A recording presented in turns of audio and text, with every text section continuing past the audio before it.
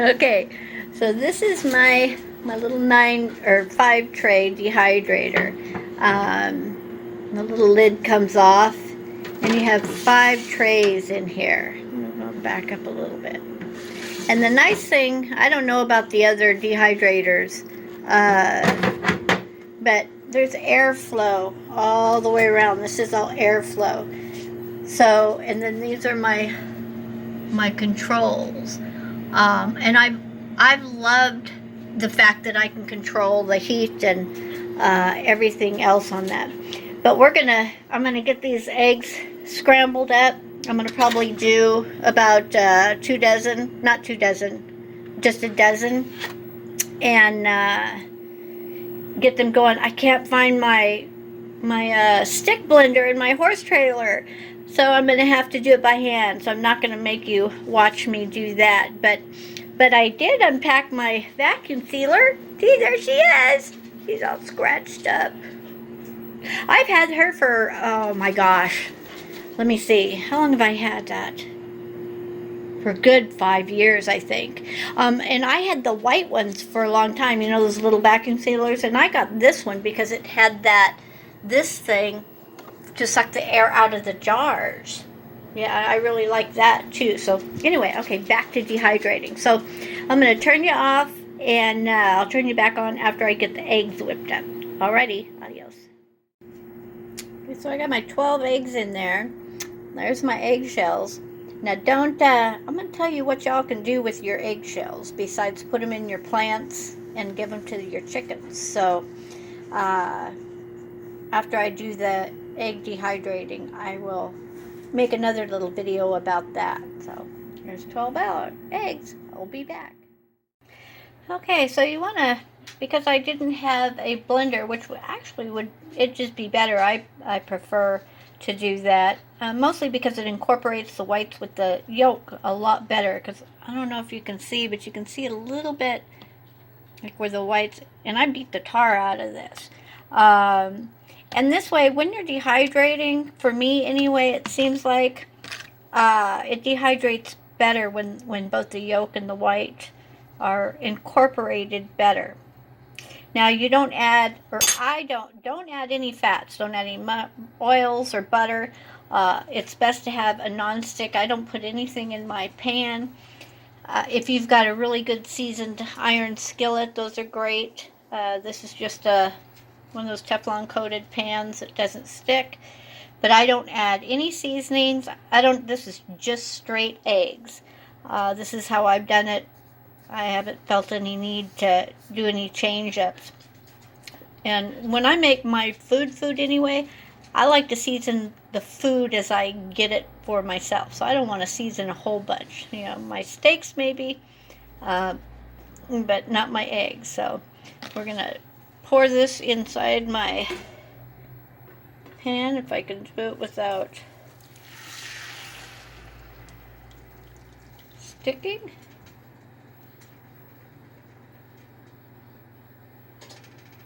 Okay, and then I'm going to rinse this out. And I will get back to you when they're done. Adios. Okay, so now I got it all scrambled out. One of the things, this isn't something that you can walk away from, you know, when you're making like normal scrambled eggs, maybe you can turn your back. If you plan on using any of this for baking, which is, you know, I use some of it for baking and just some of it to turn back into scrambled eggs, rehydrate it and make scrambled eggs. But if you let it brown, you're going to have, it's just going to kind of be a icky mess for baking. So, and when I was talking about making sure that the whites and the yolks are incorporated, I'll try to show you. I don't know if you can see, but see that little white piece right there?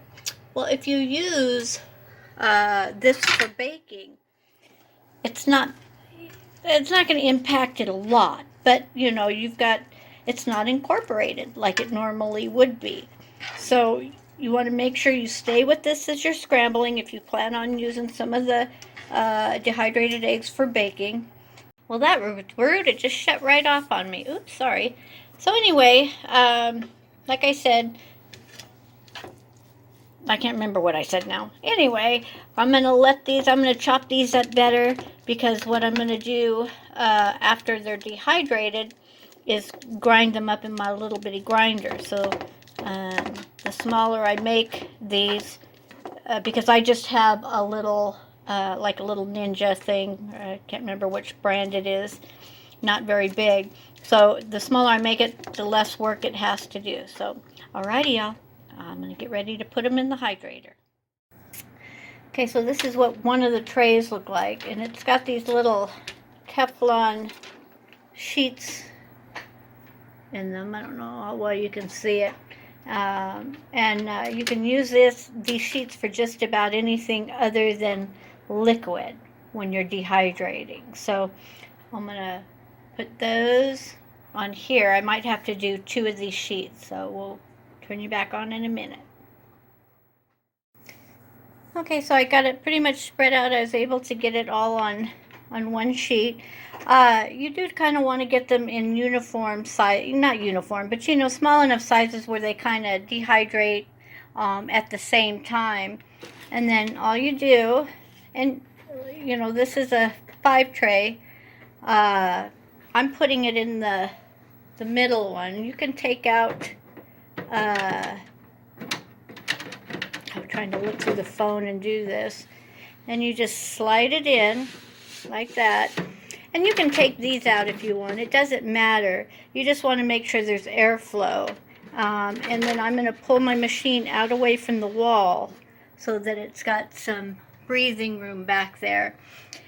Now, on the controls, here you have,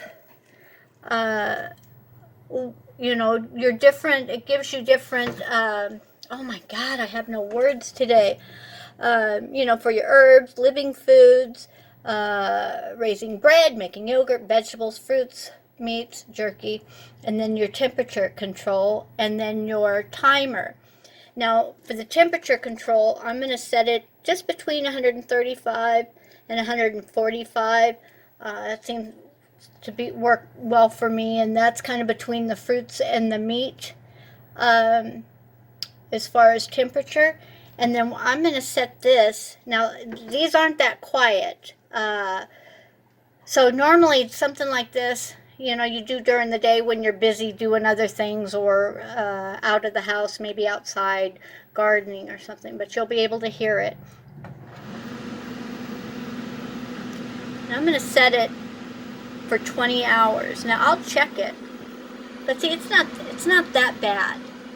But you know, a lot of people do this at night. It wouldn't bother me to listen to this, but this would bother some people. So, and then I'm going to put my door back on, and there she goes. And we're dehydrating. So, I won't finish this up until, well, tomorrow. You know, at least 18 hours. But that's the basic beginning of dehydrating eggs. I know some people dehydrate raw eggs. I don't know, that just grosses me out. I just can't. I don't know if it's dangerous or not. I just prefer to do it this way. You don't add any fats to the eggs, nothing. Just scramble them the way they are. Make them small enough to, or you know, even sized enough where they can kind of dehydrate equally. And then there you go. You know, I remember when, you know, my mom and aunts and, you know, when they did it through the oven, you know, you really can't leave, because who leaves their house with their oven on? Well, these things you can. I've gone all day and had been gone, and my dehydrator running. So I like them for that safety feature. But like I said, you don't have to have a dehydrator. You can absolutely do this in your oven.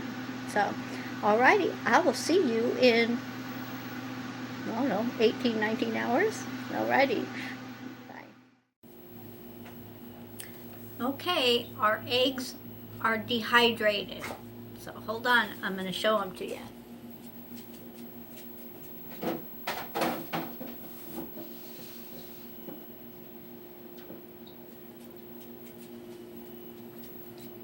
Here they are. They kind of look like cornflakes.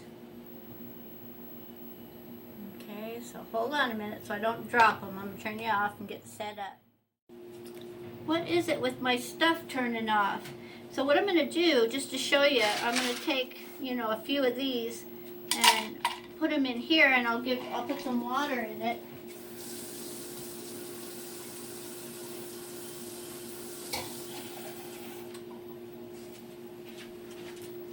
I just put some water in it. We'll just let it sit. So you can definitely use this. Take it and use this. You can grind it up to make it for smaller, to reconstitute it for even, for scrambled eggs, to make it like finer, I guess. And then you can make it really fine for baking. Now I'm just going to kind of show you a little bit of what you can do with it. Let me get my lid off. So I'll put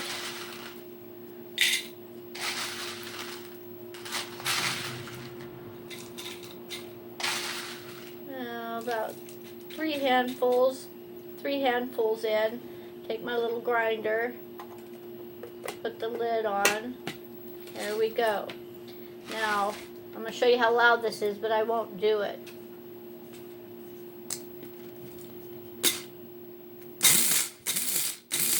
Is that too loud? Get down. Look at her. Oh, God. And so I'll show you what a little bit does like that. Makes it where this would be really good for scrambled eggs. If you want it to be for baking,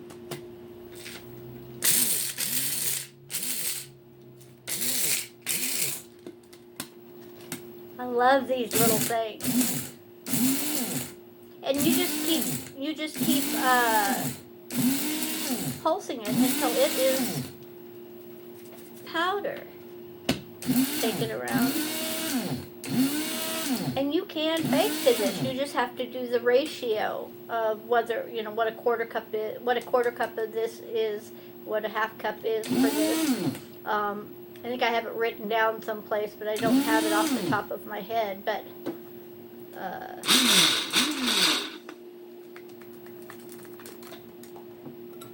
now this is a fine powdery. And you can keep going. You can make it even more than that. But this is what I'm going to do. And then I'm going to dump it in. And this is easy peasy. Dehydrate eggs. This took about almost 18 hours. I did it overnight in my dehydrator at about 137 degrees. Just let it run. And 18 hours, this is what you end up with. You can use this the way it is. Just put it in a little storage container, vacuum seal it, whatever. If you want to reconstitute it, I'm still waiting for those. I should have put warmer water in there. But it will reconstitute back, and you just throw it in your frying pan and fry it up like scrambled eggs. This you can do the exact same thing. It'll just be smaller. How when you do scrambled eggs they have little clumps. This won't be that much. This will be finer. And then if you have it done like this, you can use it for baking. So okay, y'all, I feel like I'm tripping on my words. So now I'm gonna let you go, and this is Dehydrating Eggs 101. Alrighty, y'all, adios.